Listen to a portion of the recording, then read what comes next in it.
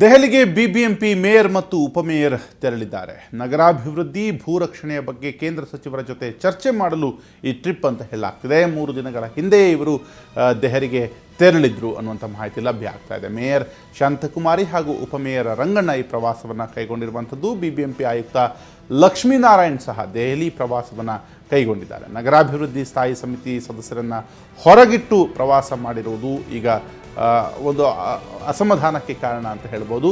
Mayor ಉಪಮೇಯರಿಂದ KMC ಕಾಯ್ದೆಯ ಉಲ್ಲಂಘನೆ ಆಗಿದೆ ಎನ್ನುವಂಥದ್ದು ಕೂಡ ಕೇಳಿ ಬರ್ತಾ ಇದೆ.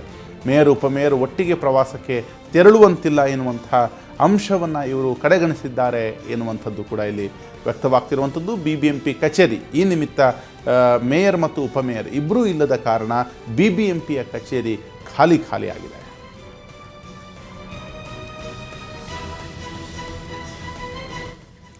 ಈ ಕುರಿತಾಗಿ ನಮ್ಮ ಪ್ರತಿನಿಧಿ ನಂದಿನಿ ಮಾಡಿದಂಥ ವಾಕ್ಥ್ರೂ ಇಲ್ಲಿದೆ ನೋಡಿ.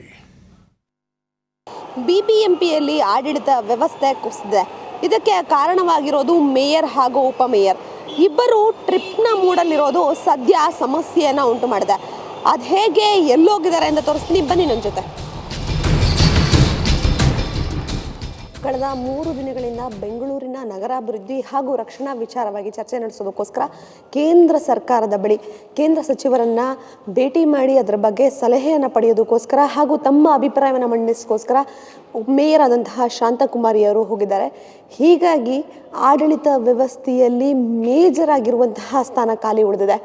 KMC ಆ್ಯಕ್ಟ್ ಅಂದರೆ BBMPಯ KMC ಆ್ಯಕ್ಟ್ನ ಪ್ರಕಾರ 60 ಹಾಗೂ 61ನೇ ಕಾಲಮ್ನ ಪ್ರಕಾರ ಮೇಯರ್ ಸ್ಥಳದಲ್ಲಿ ಅಂದರೆ ಕಚೇರಿಯಲ್ಲಿ ಇಲ್ಲ ಅಂದರೆ ಅವರ ಕೆಲಸವನ್ನು ಉಪಮೇಯರ್ಗೆ ವಹಿಸ್ಕೊಡ್ಬೇಕು. ಹಾಗಾದರೆ ಉಪಮೇಯರ್ ಆದರೂ ಇದ್ದಾರಾ ಅಂತ ಬನ್ನಿ ನೋಡಿ. ಬೆಂಗಳೂರಿನ ಸಾರ್ವಜನಿಕರ ಸಮಸ್ಯೆಯನ್ನು ಹಾಗೂ ಆಡಳಿತ ವ್ಯವಸ್ಥೆಯನ್ನು ಮೇಯರ್ ಇಲ್ಲ ಅಂದರೆ ಉಪಮೇಯರ್ ಮೇಂಟೈನ್ ಮಾಡಬೇಕಾಗಿತ್ತು. ಈಗ ನಾವು ಉಪಮೇಯರ್ ಕಚೇರಿಯಲ್ಲಿದ್ದೀವಿ.